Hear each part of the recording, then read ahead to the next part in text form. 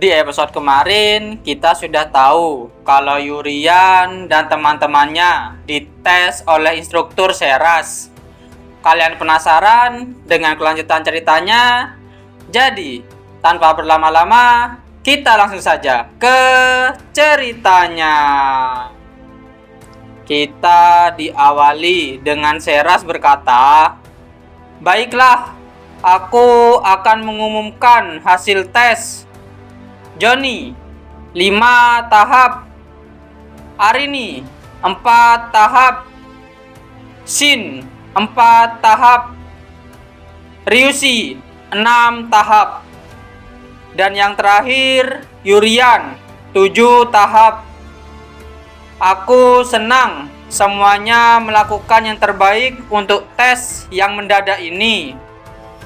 Anak buah yang akan menjadi ketua tim adalah Arini dari Republik Federal Bebas. Instruktur, standar seleksinya sangat aneh. Dia hanya mencapai tahap keempat. Tapi kamu juga di tahap keempat kan? Saya lebih menyarankan Ryushi yang mencapai tahap keenam. Kalau berdasarkan tahap, ada yang mencapai tahap ketujuh juga. Ketua tim adalah seseorang yang bisa bertanggung jawab dan memimpin tim hingga akhir tanpa membuat anggota tim masuk dalam situasi sulit.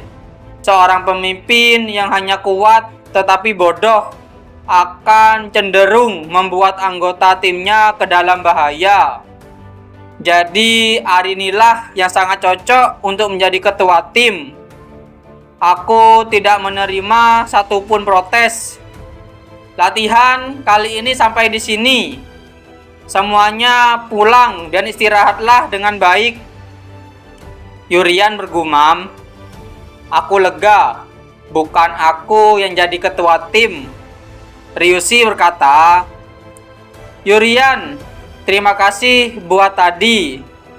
Kamu sangat keren. Aku cuma beruntung.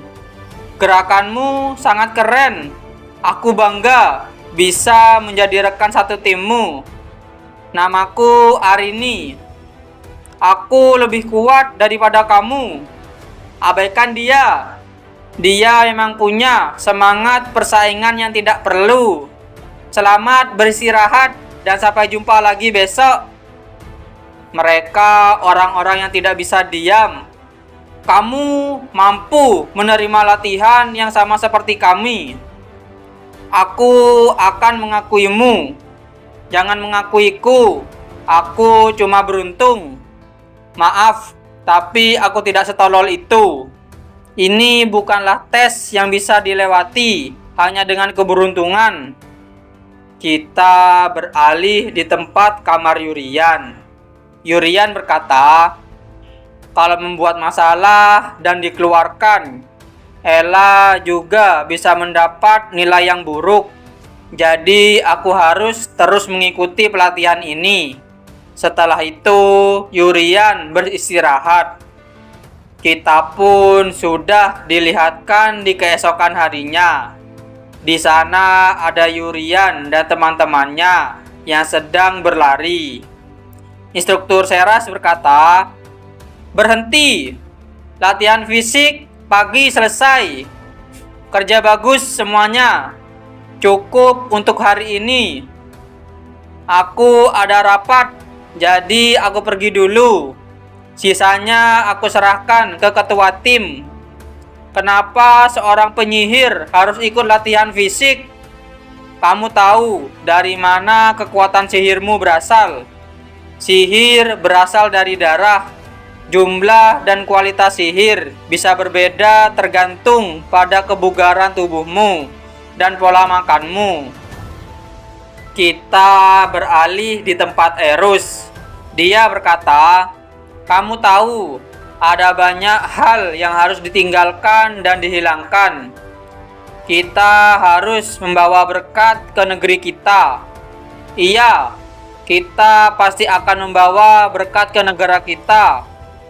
Bagaimana? Jangan cuma katakan itu, Tapi jelaskan bagaimana kamu akan membawanya. Rencana awal adalah memasukkan Yurian ke dalam tim ketiga. Sekarang dia masuk ke tim pertama karena Seras. Rencana awal sudah berantakan, tapi bukan masalah besar katamu. Kamu tidak memikirkan berkat dewa yang ada di depan mata. Atau apakah kamu anak iblis yang menganggap berkat dewa tidak perlu?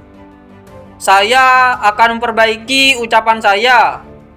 Berkat sangat penting bagi kerajaan dewa dan tidak boleh dianggap enteng.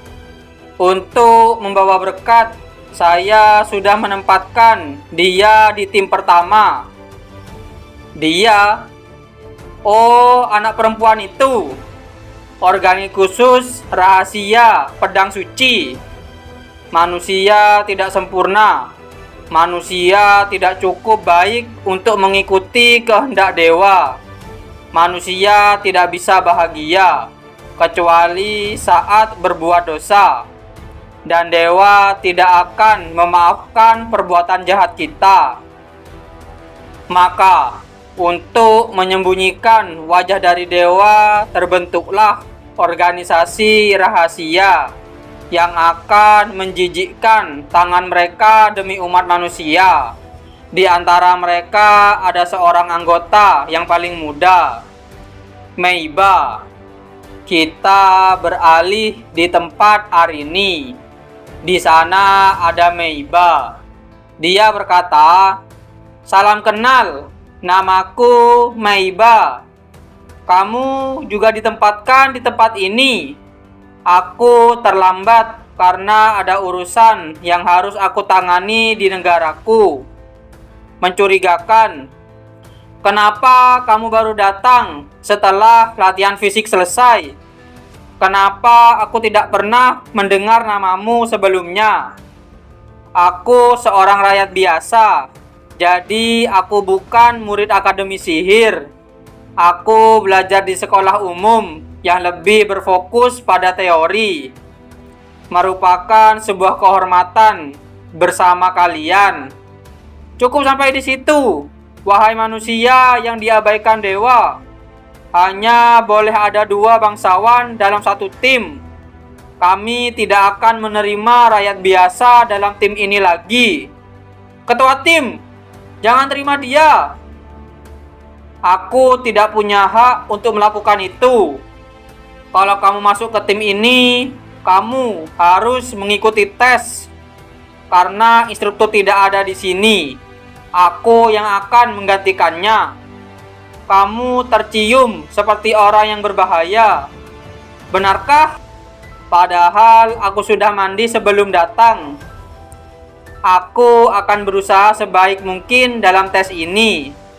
Ini bakalan seru. Bagaimana ketua tim? Sebagai ketua tim, aku tidak boleh mengabaikan pendapat para anggota tim. Ryushi, bolehkah kamu yang menguji Meiba? Arini, sudah aku bilang, aku yang akan menguji dia. Kamu tidak akan menguji dia. Kamu cuma mau bertarung.